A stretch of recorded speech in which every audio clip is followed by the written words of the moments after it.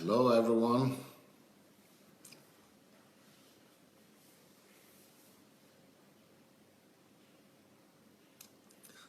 Good morning. Welcome. Hello. Sunday Adelaja. Welcome. Eric Osadola. Good morning. Shegun Fatuma. Morning. Nkiru Jimadu. Bolaji Martins. Rochelle White.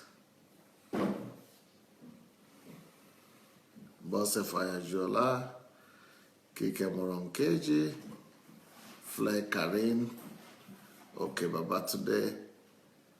Michael Oyakilome. Anastasia McDonald. Nkem Dike. Welcome back, Nkem. Purity Lifestyle, that's Pastor Sufficient. Brenda Williams. Welcome. Akapo Michael. Taiwo Abuaba. Justin Mayo. Pearl David. Fumi Ademuse. Paul Esupofo. Dorothy Tyler. Natalia Kalida.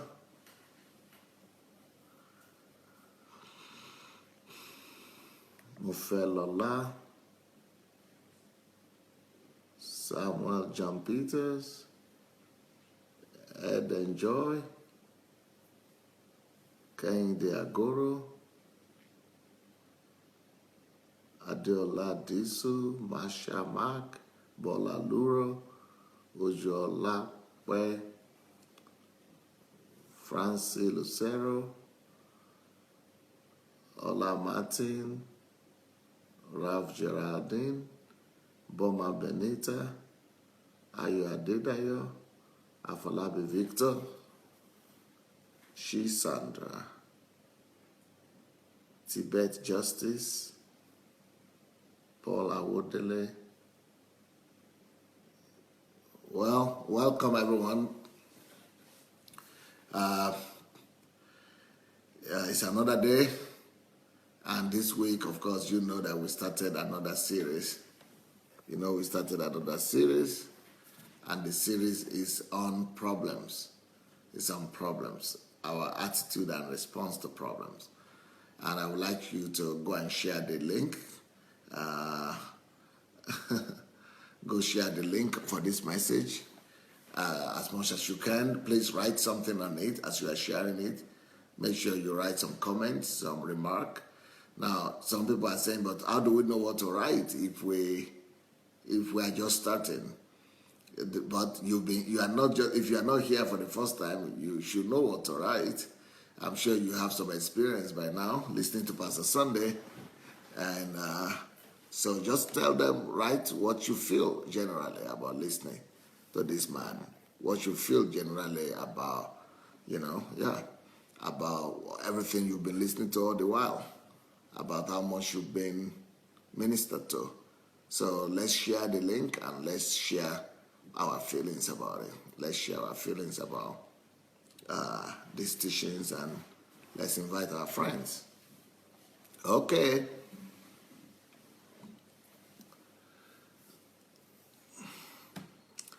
So today's message, as you can see, Obi Ojimadu is writing something here. Good morning, Pastor Sunday and everyone watching. Join us in thanking God as my wife and I. Yeah. Thank you for writing that. As my wife and I celebrate our 13th wedding anniversary. Appreciation to Pastor Sunday and his lovely wife, Pastor Bose, for grooming us and being an example for us. We are your fruits. We are fruits of Sunday Adelaja. FOSA. Wow, fruits of Sunday Adelaja. Okay, that's another That's another one right there. I've not seen that acronym before. Okay, FOSA. Okay, FOSA, Fruits of Sunday Adelaja. Amazing. All right. Well, congratulations, everybody. Let's congratulate Nkiru and her husband, Pastor Obi and Pastor Nkiru. Let's congratulate them for let's congratulate them for this wonderful anniversary that they are having. That's Pastor Obi and Pastor Nkiru Ojimadu. They are having their 13th wedding anniversary today. I love them to pieces. I love them. Great deal. They are wonderful people. One of the best people you ever come across. They are just a match made in heaven. A family, a marriage made in heaven. They are just individually, they are wonderful people, and then they are married, great couple too. It's wow. So congratulations, and they have three wonderful kids. Wonderful, wonderful. Well, have a lovely day today. Congratulations to you. Congratulations to you. And I see Abraham Great here. Pastor Abraham Great. Hi. He's also writing something. Let's see what he's writing. Abraham Great is writing something here. Pastor Sunday, Only God Can Save Nigeria is a wow and wow book. It's a wow and wow book. It should be a textbook in schools all over Nigeria. Yeah, I think you are right. And maybe not just Nigeria, all over all the other countries where they will read them. So, well, this is the book. Only God Can Save Nigeria. But it's not just about Nigeria. It's about any country. It's not only God that can save Nigeria. Only God can save your country.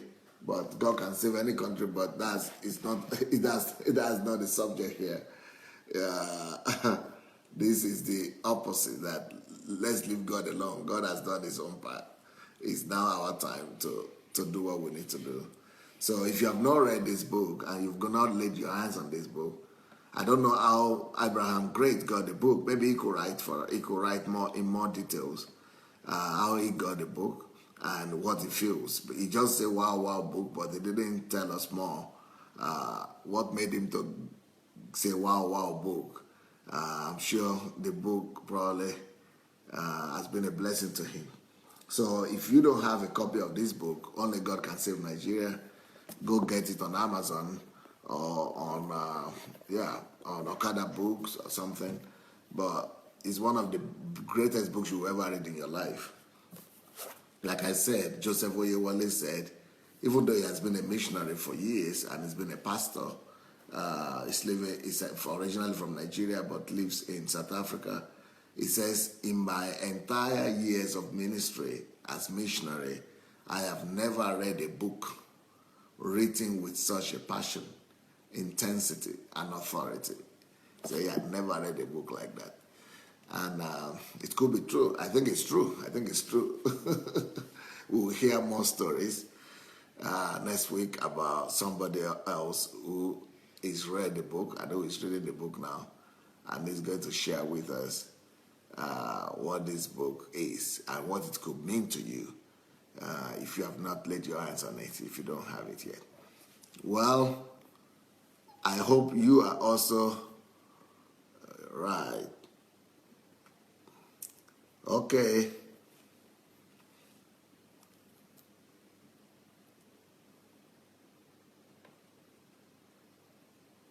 Wow, this is a good thing. Look what Pastor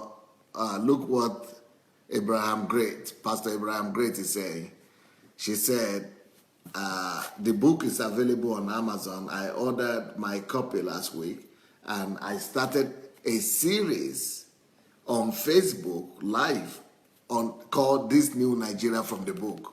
What a brilliant guy. See what this man has done. He is so initiative and he's so brilliant. He got the book. He didn't just read it for himself, but he started taking people through it, page by page, or chapter by chapter, and started his own program on Facebook, analyzing the book. And he called the program This New Nigeria. He started it from the book. And he said, I have read the other book on Nigeria, but this one is so timely. So he started a program, a live program or so on Facebook, just because he has ordered the book and he has read the book. So this is what we could all do. If you listen to Pastor Sunday here and there's a topic or a series that has touched you, why don't you carry the message in your own way? Why don't you be an ambassador of that message and start your own, create your own platform, start your own program, and begin to minister to people, using the knowledge you gain from here. And especially this one here might be another book that one of you might want to start and, start doing a whole program about on Facebook. And you could, start a whole program about it.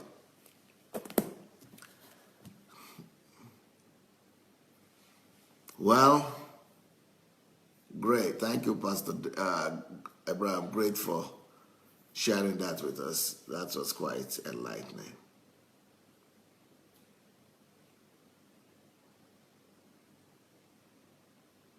Well, here we go today. Okay, Ojo Lakwe also says, Ojo Lakwe Martins, Pastor, I am reading it for the second time. I'm reading it for the second time and writing my commentary. Powerful, life-changing. I agree with Pastor Abraham Gray that it should become a textbook in all African schools, not just Nigerian schools, in all African schools. Wow. Thank God, thank God. Well, more books to come from me. Expect more books from this angle that will be in this spirit.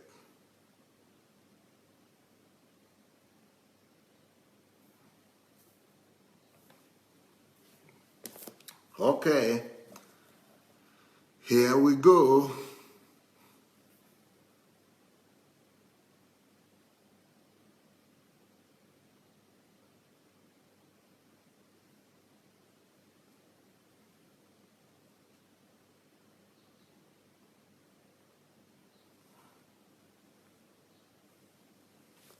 Okay, Pearl David is writing something. Fellow classmates, please look out for your friends that are currently online and share the link directly with them.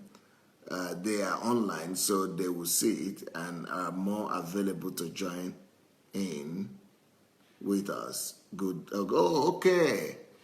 I think what Pearl is saying is that you can find a way to find or discover your friends that are online, and then you could share this program, this link of our live broadcast with your friends who are online.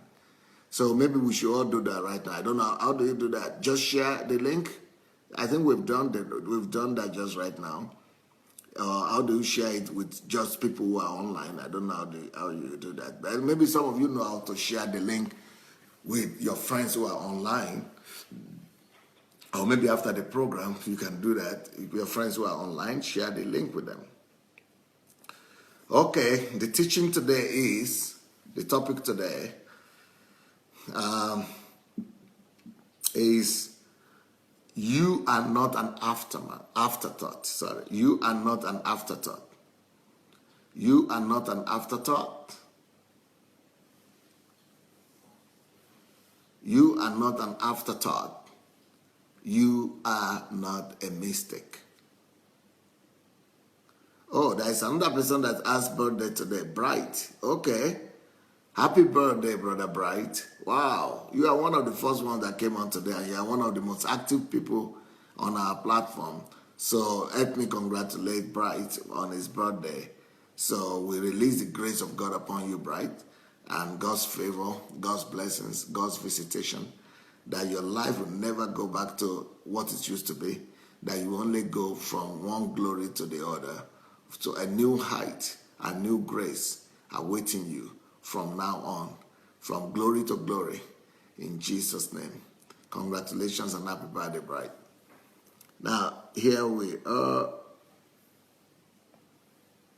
triumphantly writing something here. True, sir. That is what I'm doing now, propagating the gospel. That is your teachings, and they have all been a blessing to everyone listening to me. Just that I'm a little bit restricted by leadership of the church. They see it as being ambitious and not loyal.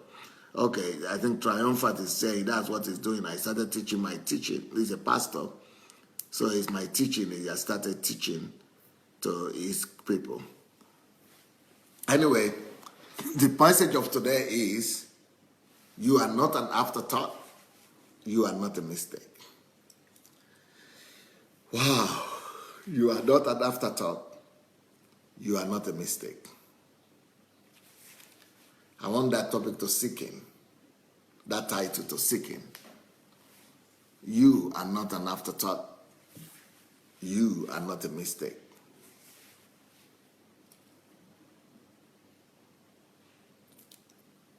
Do you know almost 80% of people on earth, one time or the other,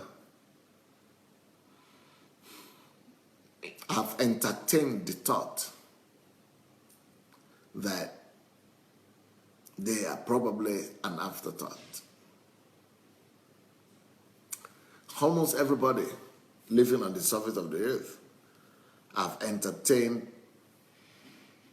that thought one time or the other.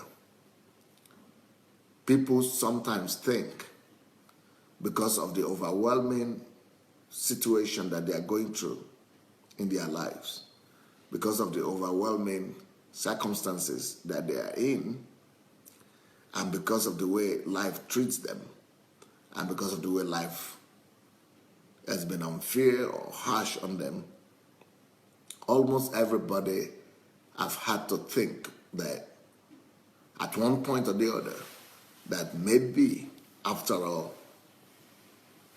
they are an afterthought. And they have had to think that it could be that they are a mistake. And things could happen in life that will leave you thinking that way.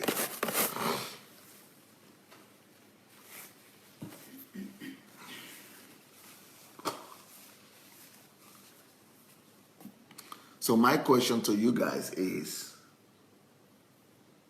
has there ever been a time in your life when you'd had to entertain such a thought and think that, you know what,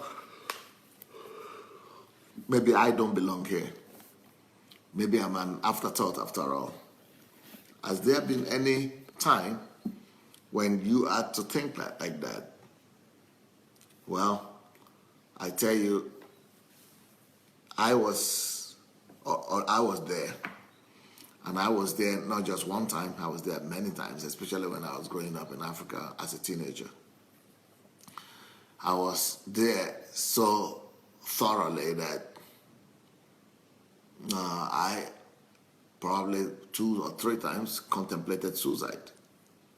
I remember when I was 13 years old, I really thought about committing suicide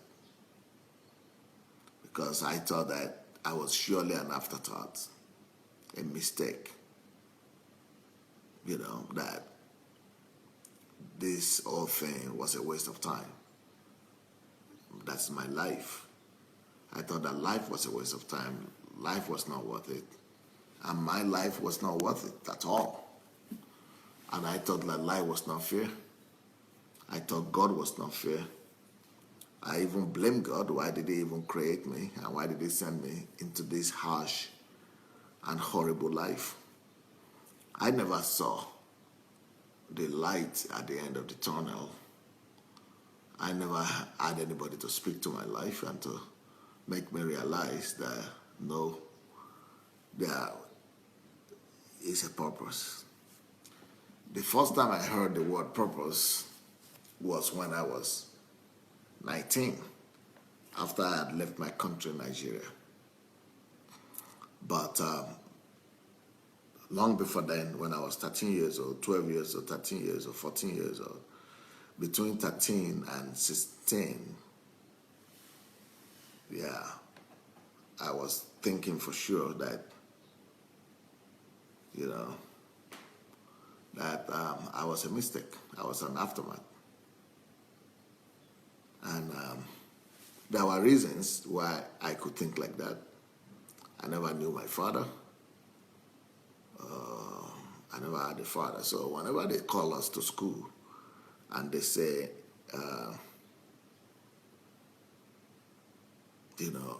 bring your parents, everybody's always inviting their parents. And especially their father, they always tell you, bring your father to school. And of course, I never even knew him. And besides that, there was not a man figure in my whole household there where I was living. We only had a bunch of old grandmothers. And the person who was in charge of me was my grandmother. So to find a grandfather, to find a father, bring your father. We didn't even have an idea. I didn't even have an idea what a father was. No man in the whole vicinity. So,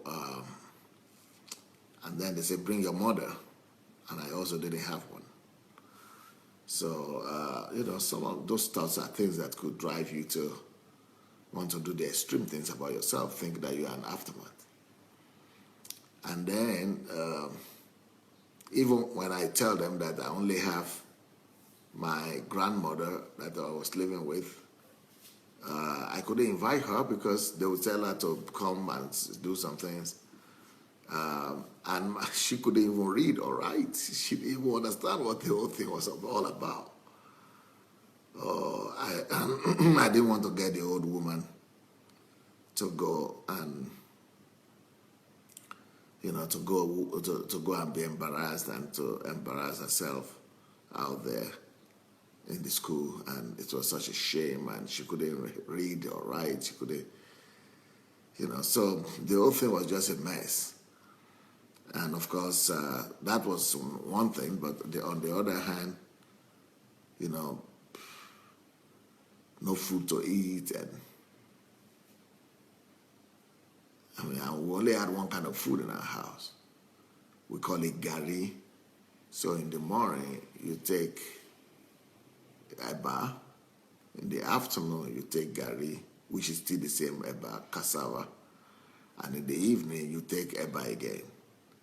So the same, the only difference is that in the morning, you take the gari, the same gari with hot water, mingled with hot water, and then with stew. Then in the afternoon, you take the same gari but with cold water, no stew. Then in the evening, you take the same gari with hot water, and if you are lucky, they could put some meat inside or some fish inside. Maybe once a week you get some piece of meat or some piece of fish. So there were overwhelming circumstances and reasons to think that I was surely an aftermath. Especially when you cannot even see who your father was or your mother was. So I was living in my own world of carbohydrates in different formulas, just in two formulas. So things were really, really very bad. Even though we were making ogi to sell, but we were not touching, we were not drinking it because we needed to sell it. Even though that's still the same carbohydrate.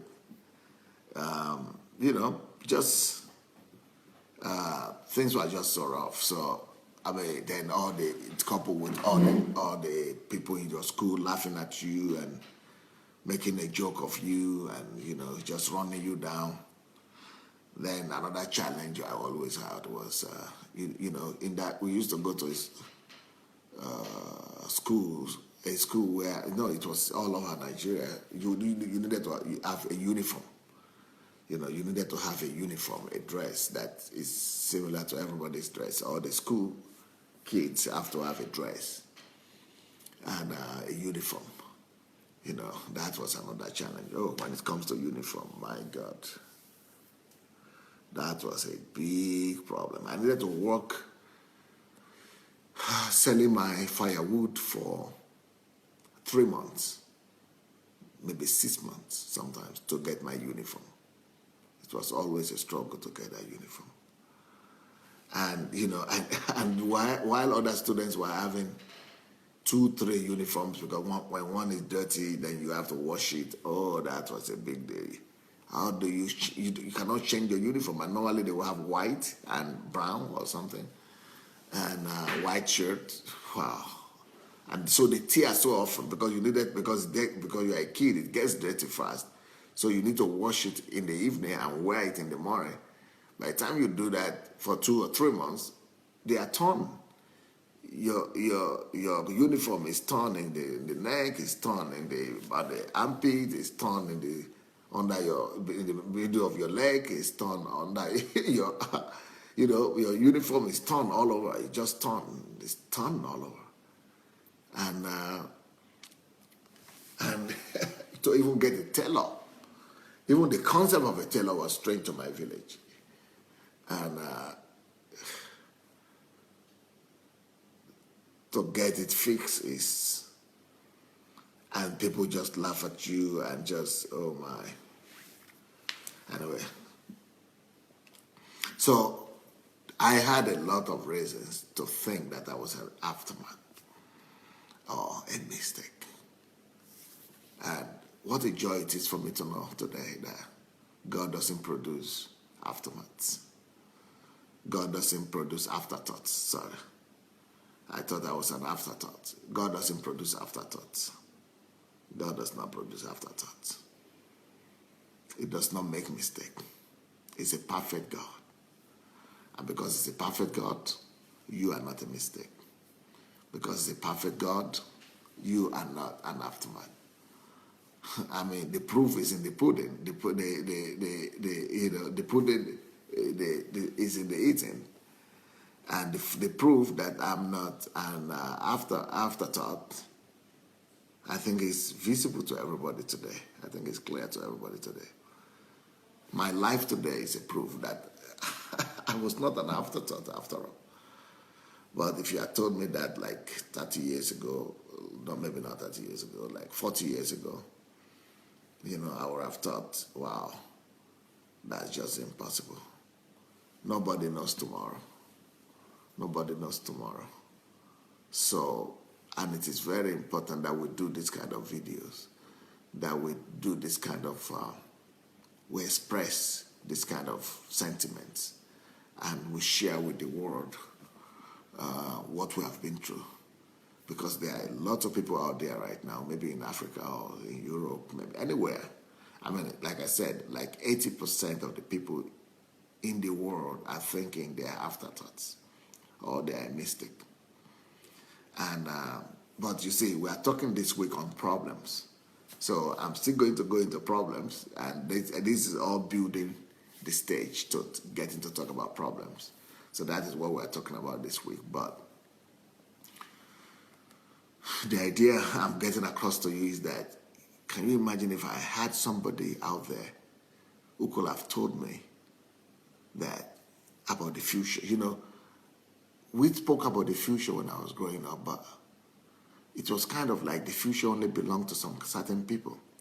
It was like the future only belonged to people who had money. The kind of impression I had when I was growing up in my own environment is as if only some people could predict the future. In my own surrounding, I was thinking only people who had money to travel overseas, to travel abroad, could have a future. Or only people who had money to go to the university, to go to school, had a future. Or only people who had relatives that could help them have a future. So we didn't talk in the sense that a future is what God has put in you already. That God has created everybody with a destiny, with a future. And that's why I'm addressing this topic, that the fact that you are born in itself shows that you have a future. The fact that you are born means that you are not here by accident. God packaged you. God put you together for a purpose. So you are actually born and sent here on an assignment, intentionally by God. You are meant to become who you are supposed to become, and only you can become that thing. So you are all a hero in the eye of God. You are all supposed to be unique. You are all supposed to be extraordinary. You are all supposed to be the only one in your class. You are the only one in your class. You are the only one like you. There is no one like you, no matter how good they are, no matter what family they come from, no matter how wealthy they are, no matter how successful they are, no matter how many things they have going on for them. You are still so unique that nobody will ever be like you, and nobody will ever be better than you. Even me, I would never compare to you. I will never be as good as you in your own field, in your own calling, in your own sphere of life, in your own area of anointing. You have been created to be unique. You have been created to be extraordinary. You have been created to be a hero in your own class. You are the only one like that. You are the only one like you. There is nobody to compare to you. There is nobody to compete with you. There is nobody who can compete with you. You have been intentionally created to be unique. You have been intentionally packaged to be different. You have been put together to be out of competition. Nobody can compete with you. You have been packaged in such a way that you are superior to everybody, other person. You are superior to me when it comes to your own area. You are superior to me when it comes to you. You are better than me. You are the only one I don't compare to you in your own field, in your own area. You are unique and different. You are original. You are an original. You are not an afterthought. You are an original. You are not an afterthought. You are an original. You are so original. You are a masterpiece. I think that's the best word to use to communicate it. You are a masterpiece. You are so original. You are a masterpiece. And the masterpieces don't only come in singular forms. Masterpiece. We have like this clothes that I'm wearing now. What they call them? There are some clothes that are done only in few numbers, there are not too many not too many of them. So this my shirt. Somebody who was interested in giving me something unique went and got it because there are not too many of them. There are some what they call them. They call them something. But anyway, it's a masterpiece, an original. It's a unique thing. So that is the way you are. You are intentionally packaged to be unique. Like in this, like with this cloth, I'm saying that there's few of them, but it's not. But when it comes to you, there are not few of you. There are just you. They are just you. It's just you alone. You are just the only one. So God took his time to make sure that you are the only one. So it's not just like a couture. Yeah, that's it, like a couture, right? A designer cloth. Yeah, designer cloth, a custom made designer cloth, right? So limited edition, designer cloth. This is a designer cloth. But you are a designer cloth. You are not cloth. You are a designer made. You are designer made. And you are not just limited edition, but you are customized by God. You are a rarity. You are singular. You are a singular copy. So if you are a masterpiece like that you are singular, you are the only one made of your quality. You are the only one made like you are. You are the only one. No one like you. You are a masterpiece. Can you then be an afterthought? Afterthoughts cannot. A masterpiece can never be an afterthought. A masterpiece is always intentional. A masterpiece is originally designed. A masterpiece is thought over and thought upon, original thoughts, original ideas. A masterpiece is always originally designed. A masterpiece is always specially organized, specially put together, specially structured, specially, you are specially made, specially programmed.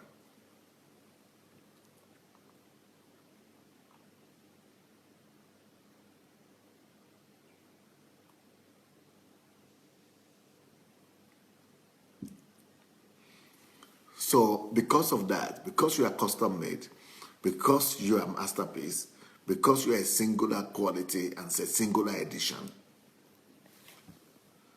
You are not a mistake. You are not an afterthought. You are not a mistake. It's impossible. You are uniquely and originally made. Now, why is that important? But things happen to you in life. From being an original, from being a unique being, you now started to think that, hey, maybe I'm a mistake, or maybe I was an afterthought after all. And that particular, what I'm saying now is that that particular situation and that particular problem that is making you to think that you are an afterthought might be the very thing that you are supposed to address, the very problem that you are supposed to resolve in your life. So anything that is making you to think that you are an afterthought, or maybe you are no more thinking that way, or that has ever made you to think that you are a failure, that you are a mistake, that you are unfortunate, that you are ill-fortuned. Look, remember, I want you to remember that experience, those experiences that have made you to now think that you are a mistake. What is that thing that happened to you, that occurred in your life, that's making you to think that you are a failure? What is that thing that happened in your life that is now making you to think that you are small and that you are not special? So those things that happened and led you to those thoughts, so you could sit down. I would like to challenge you to sit down and make a list of those experiences. Sit down and make a list of those horrible situations and circumstances that led you to now begin to think that you are a failure, that you'll never make it, that you are an afterthought, that you are a mistake. What are those things? Down. Listen to me what I'm about to say. Those particular things that made that to happen to you, that brought you, that caused you, those circumstances, those situations that caused you to now begin to look down on yourself, those are the problems. And that is the problem God wants you to tackle. Let me give you an example. Let's say that you are raped. I listened to the story. I don't know if all of you guys listened to the confession of T.Y. Moore. T.Y. Moore. She had a video out. I don't know. Let me see what she calls it. But she had a video out and she called it, I don't know, maybe she called it a confession or something. Or something like that. But that's whatever she wrote there is so I don't know, but if you go to T.Y. Moore Facebook page, you will see a confession how she was raped. And she was raped by someone she trusted, by one of the pastors. And she said that has been a shame, that has been a secret, and that even her family didn't know about, even her husband she didn't know about. And, a horrible experience that almost made her to take her life. So now, that particular experience, even though she's been successful, T.Y. is a producer, is a film producer and an actress. So she's been successful. She's one of the most successful film producers in England from Nigeria and in Nollywood. But despite that, she still had that pain in her. Now, she's now a big lady and a big woman, but she says, I heard her say it in one of her recordings, that it is now, even though she's all this big actress and big director and film producer, filmmaker, that it is just now that she started talking about her secrets, that she started sharing her story, that she's feeling really fulfilled. Because she feels that now she's not just making entertainment. She's not just making entertainment, or she's not just making money or profession or just having a job. But she is now giving life to people. Because what led her to that situation, what happened to her, is happening to many other people. Yeah, Aline Paradis says the name of the program or the thing she made is I did a bad thing. Yeah, I did a very bad thing, right? Yeah, she called it I did a very bad thing. So, but she is now thinking that virtue is coming out of her. She's now seeing it and feeling it that, but just by sharing her experience, she is giving life and virtue to many people who are listening to her. And the idea is that she had done so many things before now. But what I'm trying to say is that the very same problem that has led you to think that you are nothing, the very same problem, this very same situation and circumstances that have led you to think that you will never amount to anything, the very same thing that has led you to think that you are a failure, that very same thing is the thing that God wants you to tackle. I got a letter from one lady yesterday, and she calls herself Mrs. Sister Difference. That very, because when she was a girl, she just couldn't associate herself with a girl. And she said, thank God, if not for, thank God that there was no craze of becoming gay or lesbian that time. Maybe she would have thought that she was not supposed to be a girl and she was supposed to be a man, and she would have changed her sex or something. But she didn't, thank God she didn't do that. But now, she has now discovered that the reason why she was feeling and finding herself to be odd among women, among ladies, is because, and she even called herself Sister Difference.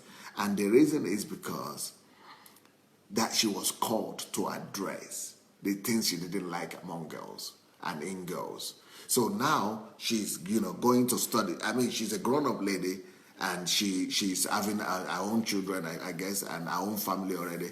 But it is just now, at 40 years old or something, that she's getting to a place where she wants to go and study guidance and counseling to be able to minister in that area, because she's now discovering that, wow, that means that is my calling. I hated girls. I hated things in girls. I hated being a girl, things that the girls do, not girls. She hated things that girls did.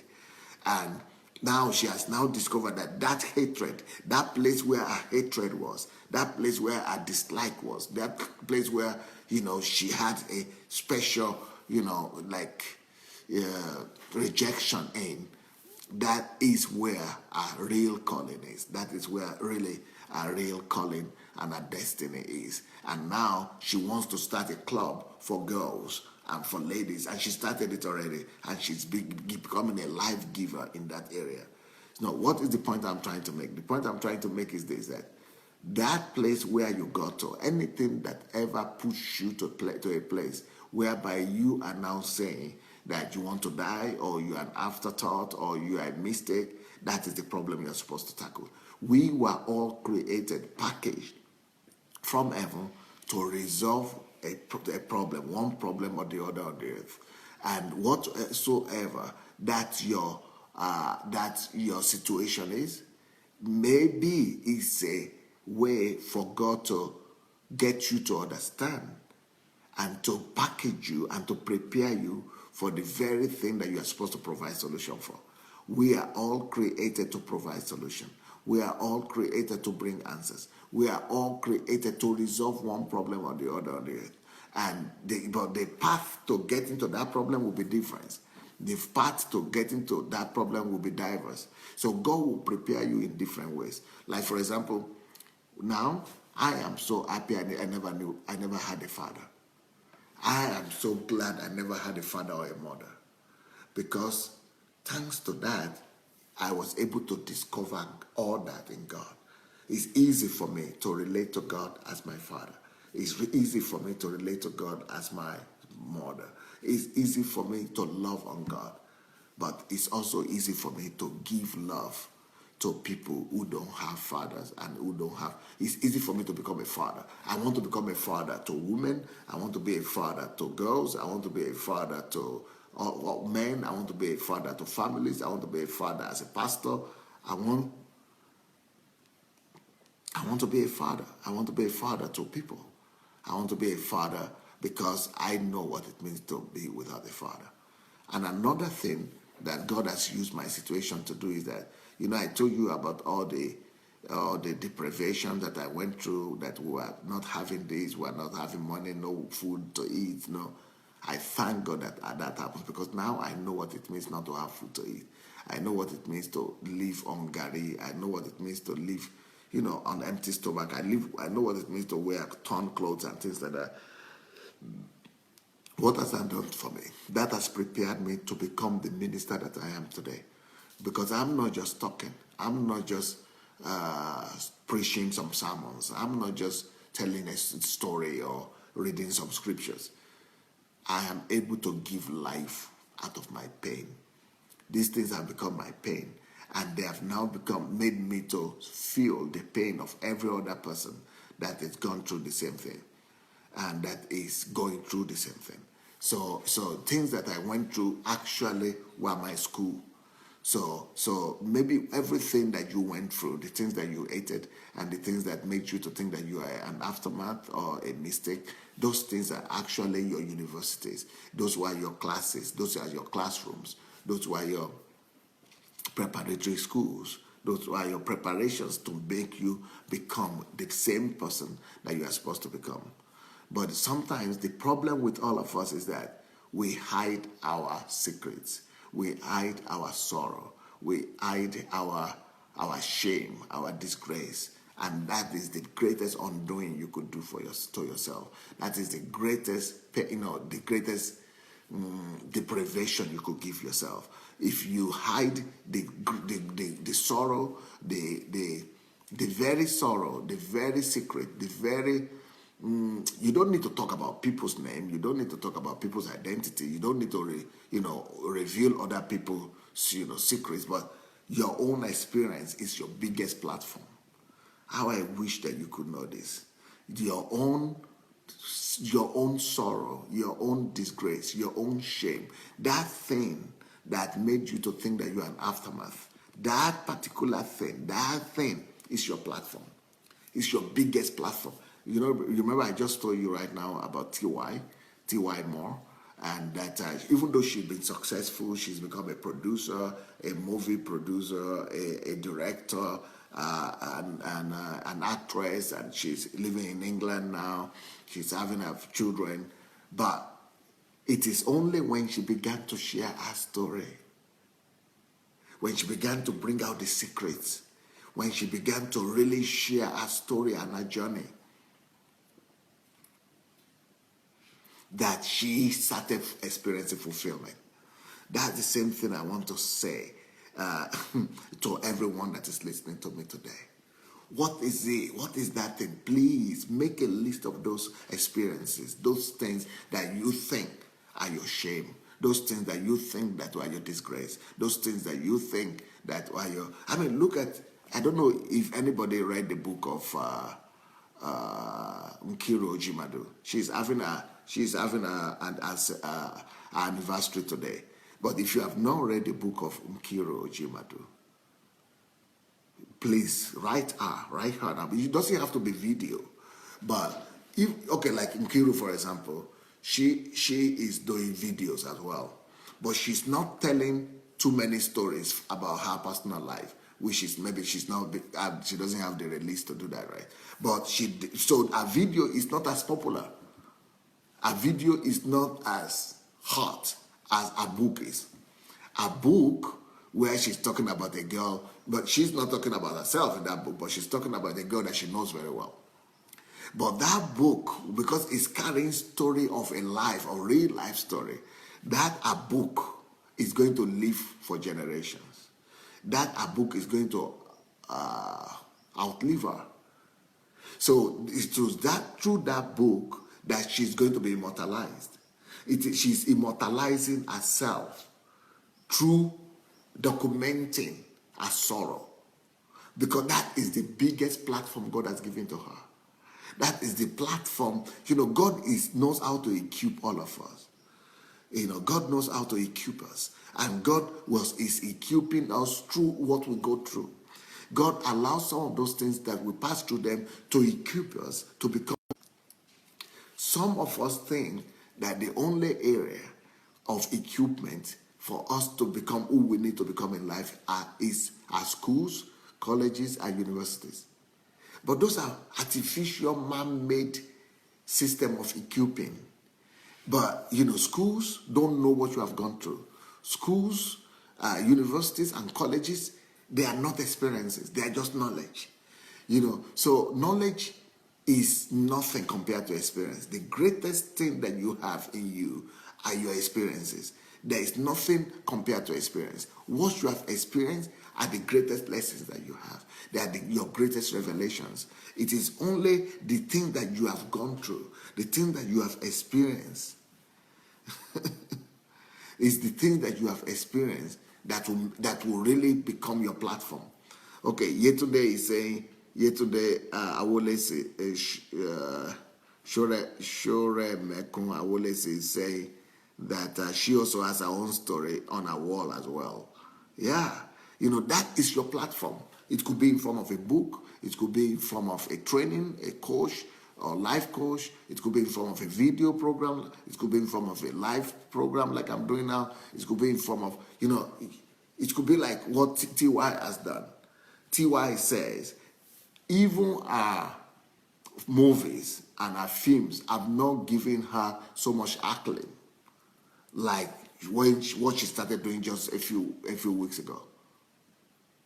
So our stories have made her, and some people might say, oh, but I was not raped. Oh, I was not rejected. Oh, I didn't live in poverty. You have bad stories, but I don't have bad stories to tell. But you went through something. Maybe you went through good stories. Maybe you were brought up in a good house, in a good family. Why don't you turn that to your platform?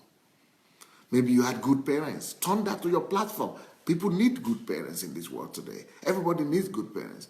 Maybe you have good experiences in life. Why don't you write that as the thing that other people should strive towards? It doesn't have to be something bad. But I don't know if you people have been noticing the stories that I bring to you every weekend. Every Saturday and Sunday in the evening, I have testimonies. Go listen to them. Because those stories is coming from people's sorrow. Those stories are coming from people's pain. Those stories are coming from people's shame. It is only somebody that had an experience that has a message. If you have not experienced something, you don't really have a message, really. Let me tell you that. You don't have a message until you have experienced something. You need to go through something. And those things that you have gone through, God knows why. And it is your own school. Every single one of your experiences, everything that you went through when you were growing up, everything that you went through when you were a kid, everything that you went through when you were an adult, everything that you went through when you were a teenager, when you were a young adult, in marriage, with your husband, all those things that you went through and you have gone through, they were your schooling. They were your schooling. They were your university. They were your colleges. So your college doesn't have to be in the classroom that is man-made. It is life classroom that is the greatest college. Life's classroom that is the greatest university. Life's classroom that is the greatest certificate. So, but now you are wasting that by not sharing them. You are wasting that by not addressing them. But you've gone through the pain already. You have already gone through the pain. You have already gone through the sorrow. Why should you waste it? And God made you to go through those things so that you'll be able to use them as solution for other people. You see, like I said, you are a masterpiece. So your own experience will be totally different from any other person's experience. There is no way no matter how similar those experiences look like, no matter how similar those situations and circumstances look like, your own experience is your own experience. Your own experience is unique. Your own experience is only exceptional to you. So that your experience is your foundation. That your experience is your own uniqueness that you must now take and use it to be a solution provider to all the young people, all the people that must have experienced similar things in your life. In their lives. Or so that it might be something that you need to release so that other people will not experience that. So you need to build your life around your school, your experiences, the things that you have gone through. You need to, so if maybe you need to go to school now to get a diploma to validate and certify you to be able to use your experience and turn into your platform. You have a platform for greatness already. You have a platform for fame already. You have a platform for popularity already. And those are the things that God allows you to pass through in your life.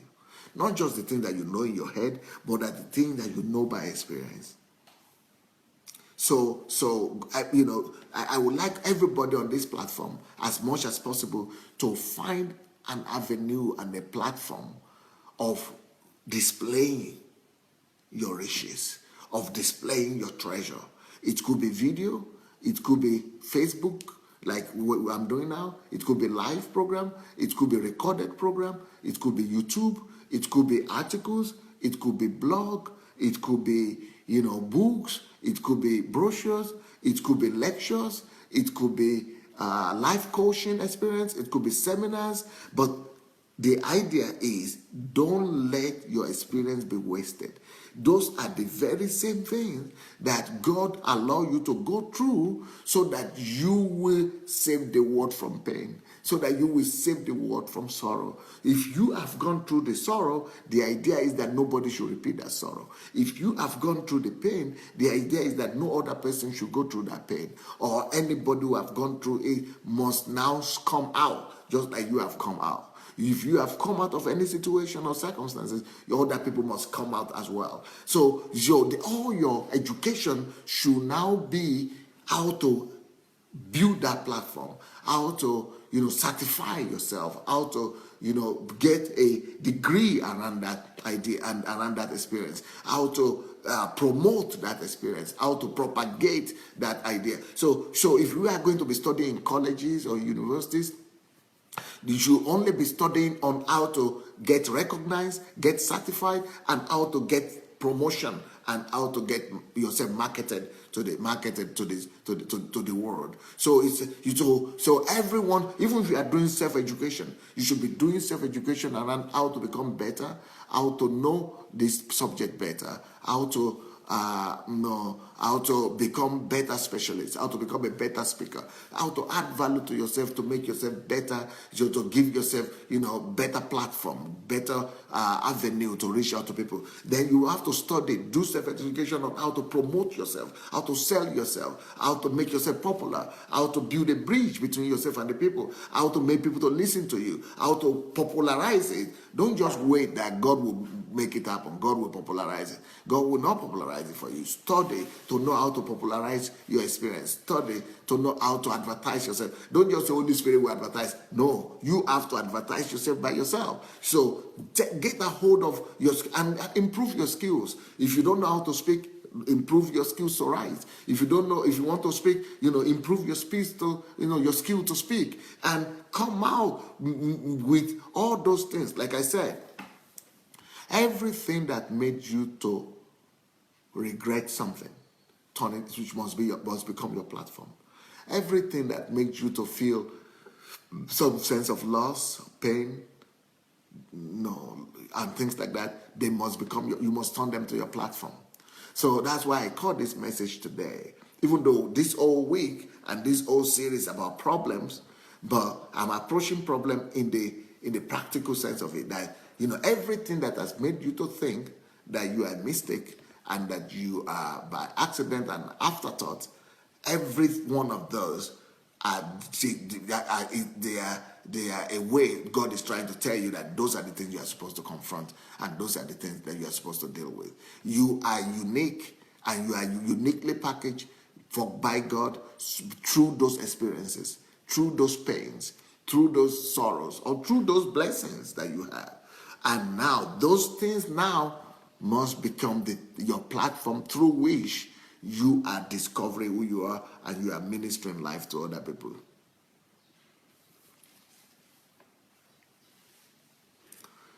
A lot of women have gone through abusive relationships and they got quiet about it.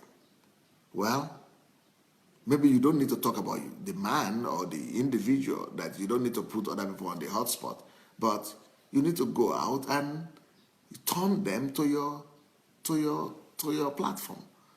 Turn those things to your instrument of deliverance to other people. Begin to talk about these things and set people free.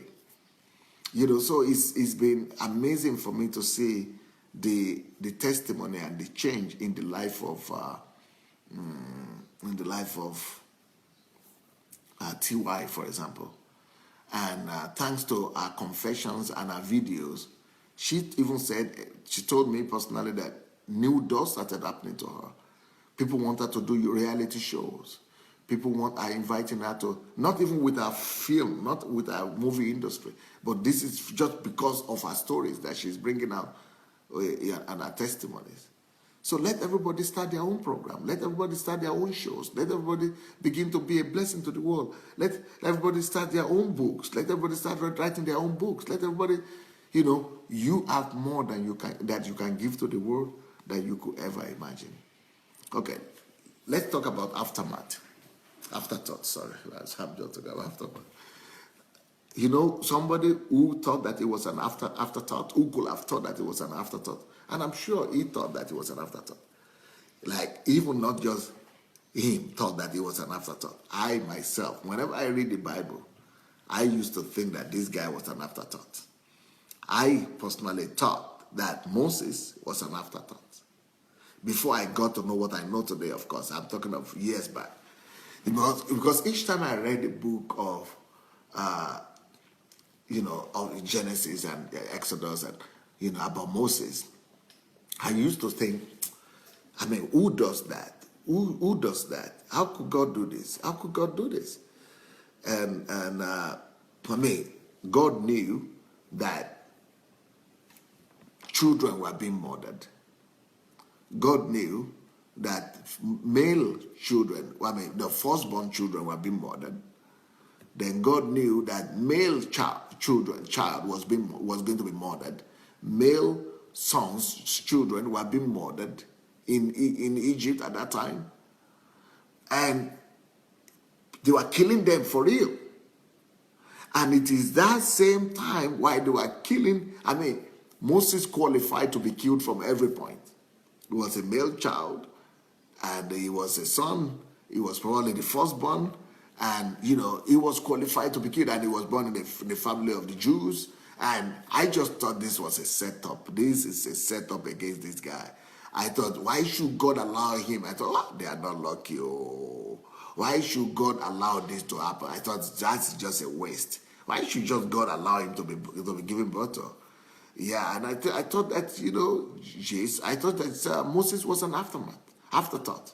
I thought Moses was an afterthought. I'm sure God is regretting now that he allowed him to come to this world at this particular time.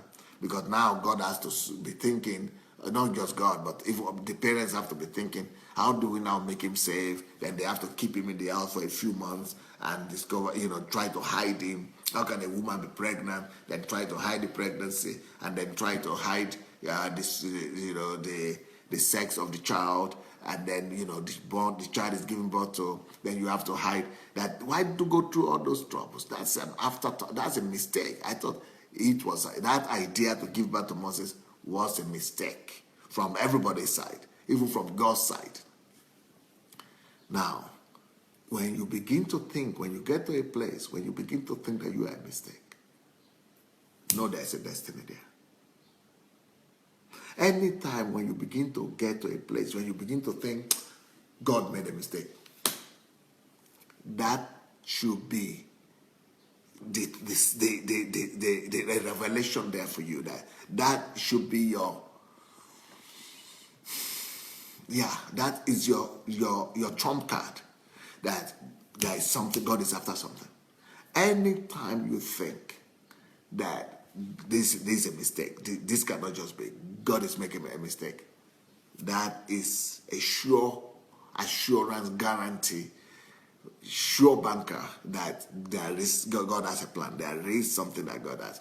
So when I was thinking that God was making a mistake with Moses, that is exactly the proof that God had a plan. So if you are thinking that you are a mistake, or you are an afterthought, or if you are thinking that For example, a lot of people think there is a mistake that they were born in Nigeria. And a lot of people are regretting the fact that they were born in Africa or they are born in Nigeria. Or that they are born in their families. Or maybe you are even a child that was not planned for. Maybe you are a child that your parents didn't want. So any time that you begin to think that God has made a mistake, any time that you begin to think that God has made a mistake by giving birth to you in your family or your sex or your country, it means God has a plan. And that same thing you are calling mistake should become your platform. For example, there was a time that I was thinking that I was the most unhappy person, the most unfortunate person that I was born in Nigeria, that I was born a Nigerian. That's why I'm not changing my passport up to today. I am not changing my Nigerian passport. I am not going to reject it because now I know better. I know better that, in fact, if I had not been a Nigerian, I wouldn't have become who I am today. If the Nigerian blood has not been in me, there is no way I would have been talking the way I'm talking. There is no way I would have had the same passion I'm having. There is no way I would have had the same emotion I'm having. Have you seen the way Europeans are? Is there any one of them that has my passion? Have you seen Americans? Is there any way that have my own passion and emotion or combination of things?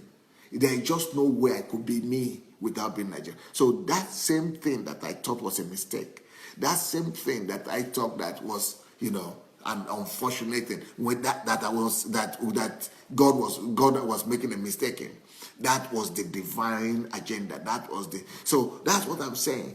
Everything that God wants to use you to bring solution and to, will always look, first of all, as something awkward and something bad. In fact, I wanted to commit the suicide that I told you about. I wanted to commit suicide 3 times because I was thinking that God made a mistake by allowing me to be born in that family. I thought that the family was the most unlucky, the most cursed family, and that, nothing good will ever come out of it.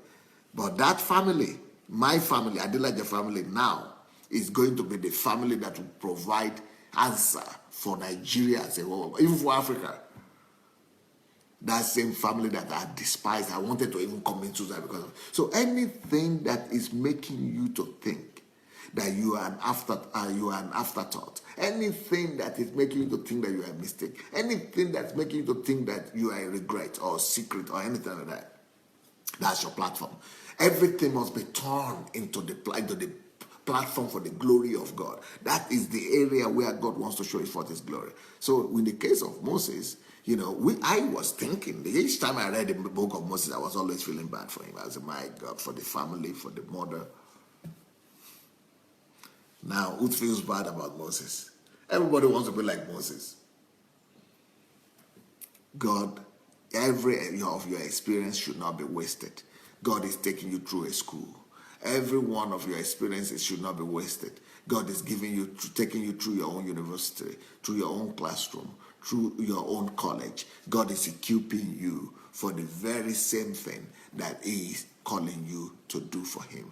God equipped you. God is getting you ready for you to be able to resolve the problem that he wants you to resolve on the earth. Every one of us was sent here, was created to resolve a problem. Everything created is resolving a problem. Everything created is resolving a problem. Your eyes are resolving problems. Your eyes are given to you to resolve problems. Your nose is resolving a problem. Your mouth is resolving a problem. Your hands are resolving problems. Your ears are resolving a problem. Your skin is solving a problem. Your ear is solving a problem. Your legs are solving problems. Your hands are solving problems. Everything created in life, all your experiences are supposed to be used to solve one problem or the other. All my experiences, you are supposed to package. All your experiences, you are supposed to package them and utilize them and promote them, market them, and use them to solve a problem. All your experiences should be solving a problem. Any experience you ever, no matter how bad it is, no matter how horrible that experience is, that experience should be turned around to be solving a problem. Everything in this world is supposed to be solving a problem. My cup is solving a problem. The water I'm drinking is what's solving a problem. This sulfate is solving a problem. My handkerchief is solving a problem. My computer is solving a problem. Everything created, anything available in this life is supposed to be solving a problem. And all your experiences, all your pain are supposed to become a solution and be a platform to solve problem for the world, for the humanity, for yourself, for God, for, everything Moses went through became his platform to solve problem, for to fulfill purpose. So we are all supposed to fulfill purpose. So you are not an aftermath. All those things that are making you to think that you are an afterthought, they are all meant to be turned into instruments of solution. And all those things that are making you to think that you are a mistake, all of them are not a mistake. None of them is a mistake. They are all meant to become your platform of solution to the world.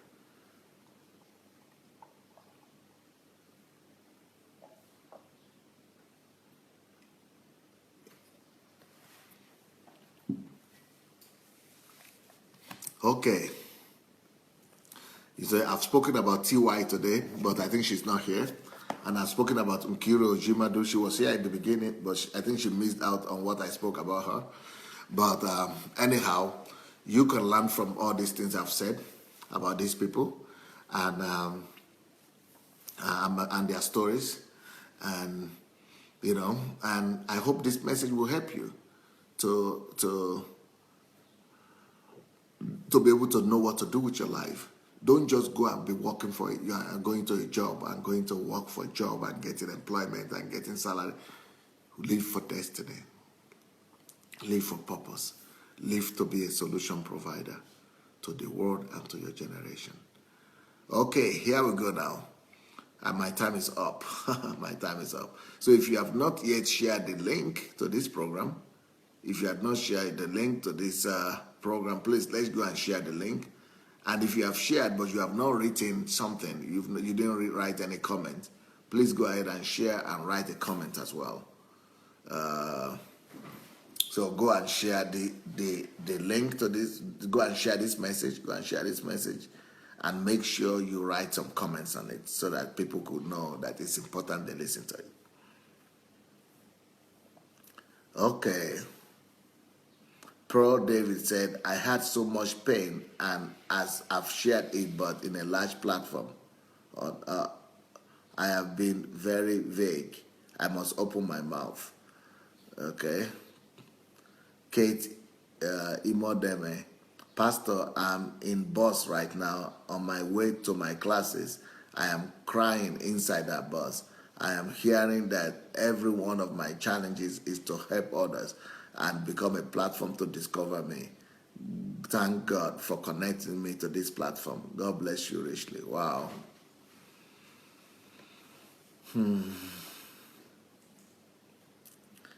Kunle Alaba said, turn your weaknesses to your strength. Yep. Paul David said, yeah, let everybody start their own platform. Yep. Pastor Wale King said, God does not waste the pains that his people go through. What was painful to you can become the healing balm for others. Brilliant, brilliant.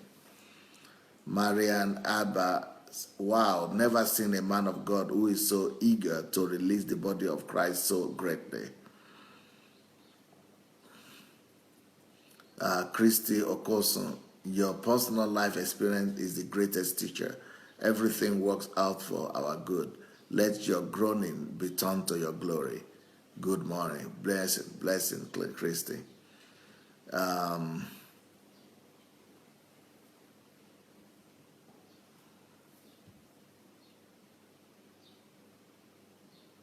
Kemi Onodikwe, that's Pastor Kemi Onodikwe said, that personal and unique experience cannot be copied. That's so true. Whatever you go through and come out of successfully is a pointer that you have a call in that area. Brilliant. You don't need a prophet to tell you. Rise up and go and deliver people through your experience. Excellent. Joyce Arrow said, glory to God. I just got the point. Thank you. Lara Shomoye is quoting what I said. Anytime you think there is a mistake, Actually, it is a platform. The mistake is a platform. Akomolafe Julius, it takes the heart of appreciation to unlock every virtue in all situations we find ourselves, even in our mistakes. Your mistake is your mission, right? Yetunde say, bam, preach it, babame, love you like I must make heaven, sir.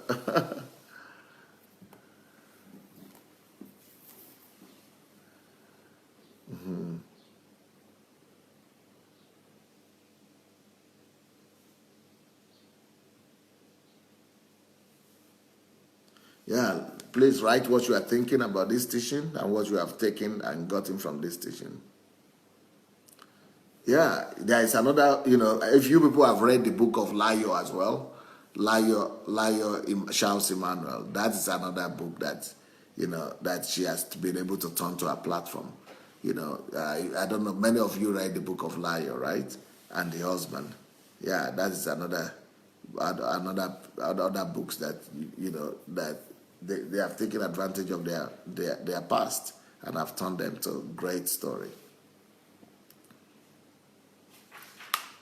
Paul David said, Mistake University. Yeah.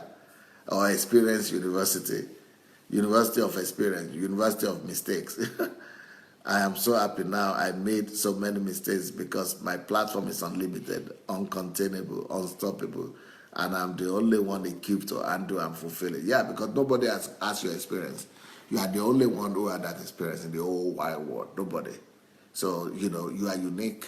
You are uniquely set up to be able to be a unique minister that you are supposed to be.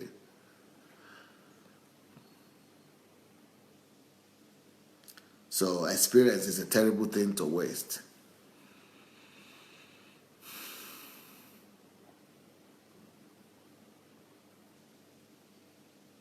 Okay. Ola Martin says, thank you, thank God you did not kill yourself. Now you are imparting our lives, right? With your teaching and turning life around. Lord, I thank you that I am not an afterthought. God bless you, sir. Mabel Ambuge said, thank God for your words. Pastor, thanks for this great teaching as always in this platform. Kathy Austin Ogunleye says, with the comfort we have received, we may now be able to comfort others. That's so true. Mark Wong says, I did HMT training with Pastor Derek in Canada, and this was one of the keys that I learned.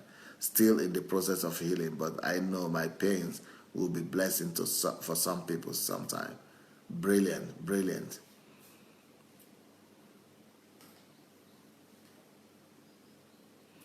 Pearl David said, the University of Mistakes has high enrollment and low graduation rate. Yeah, so everybody has an experience and mistakes.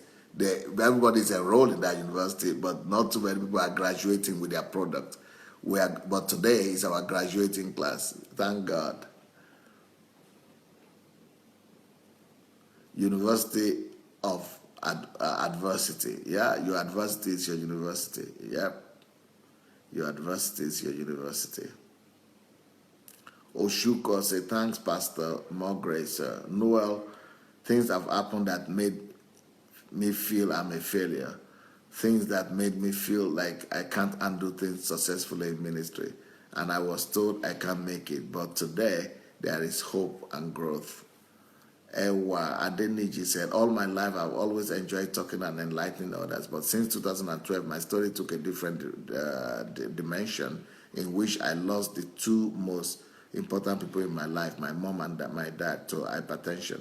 Straight away, I went into research about this and decided to create awareness on the devastating effect of high blood pressure. Eventually, I started sharing my knowledge and experience from hypertension as a victim myself that almost lost my sight, and having lost my parents to the same illness within 4 months in 2012, I found out that it's the biggest killer among black community apart from malaria. Unfortunately, people don't believe or don't care why they keep dropping dead. So sad. I'm truly grateful for your inspiration, Pastor. Well, Ewa, you need to take that message to every black nation. You need to that's why I say that what you study in classrooms and self-education is not your experience. Your experience are your best teachers, are your best universities, but what you study now are skills like advertising skills, promotional skills, are skills of how to present yourself better, how to speak better, how to use technology better, how to make yourself out there, how to sell your product. Those are now the skills that we now need to develop.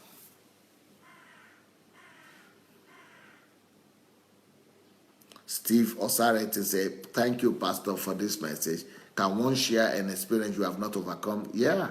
Of course, if you are still struggling with it, it's even better. You can share it and let people know every process of the day. That's even much better. Because when you have overcome it and you are sharing it, there's a pride there. There's an arrogance there. But when you are still struggling with it, that is even makes more people to believe you more. Jumbo, Pastor, I now know that my life lessons and experiences are my life transforming platform because there won't be a copyright. Thanks, sir, for this message. Glory said, thank you so much, Pastor. Today's teaching was an eye-opener and a wake-up call for me. Kunle Alaba said, experience truly is the best teacher. Christina, you are polishing me, Pastor, and soon the diamond will be released. Amen. Great. Yesterday said, Dr. Adelaja, you have given my life a new meaning. Now I know that my background cannot put my back to the ground. Amen. But it's my platform for me to rise to help others. Yeah, I think every one of you should start I've encouraged you to go and do video to invite people to this platform, but you must start your own platform too. So think about what you could do best. Either speaking, either doing like I'm doing now, or writing books, or doing coaching or training. Find a way to express your gifting and your uniqueness. I'm a perfect sum of my experiences. Yeah. Shashal, another arrow straight to our hearts, pierced to live for purpose. When I am recovered, I will take action and use my past to minister to others. Thank you. Kathy, I have gone through some challenges in the past and I received comfort from God, and I know God uses our past to give people hope and comfort. Pro says, response to your testimony, Pastor, you went from grass to grace and you make it look effortless. More anointing and revelation, sir. Thank you, bro. Sandra said, the mistakes and experience I made are my platform. Thank you, sir, for being a blessing to us, for bringing out the best in us. God bless you, sir. Opayemi Helen said, thank you very much, sir. God bless you for this powerful message. Triumphant says, sir, I just took delivery of about 5 of your books yesterday and prayed to God to impart me the grace upon your life to deliver maximally coupled with listening to you daily and your blog. You will soon be reading the testimony of your impact on my life. Thank you, sir. Your son, follower, and protege, Triumphant. What a name, Triumphant. Pastor Wale King said, the moment you think you have reached the end, look up. God is about to begin something new with you. It will launch you into a new platform to become the solution to the nightmare of others. Brilliant. Ifeoma said, thank you so much, sir. You are a blessing to the world. Esco Brown said, thanks so much, sir, for this insight. Proud to now, I thought I must someday pay dearly for every mistake I've made. That is religion. That's what religions. But now I know better. Darlene Madu said, I need to discuss with you. You are a great teacher, and I know you can help me. Yeah, you need to write to me. Write to pastor, just pastor at godembassy.org. Pastor at godembassy.org. Pastor at godembassy.org. Kate Leap said, I love listening to the Lord speaking through you. You are a blessing to many. Thank you. Jefferson Uzoma said, I'm game, Pastor. You got me going. Yes, here we are. Let's go for it. Platform activated.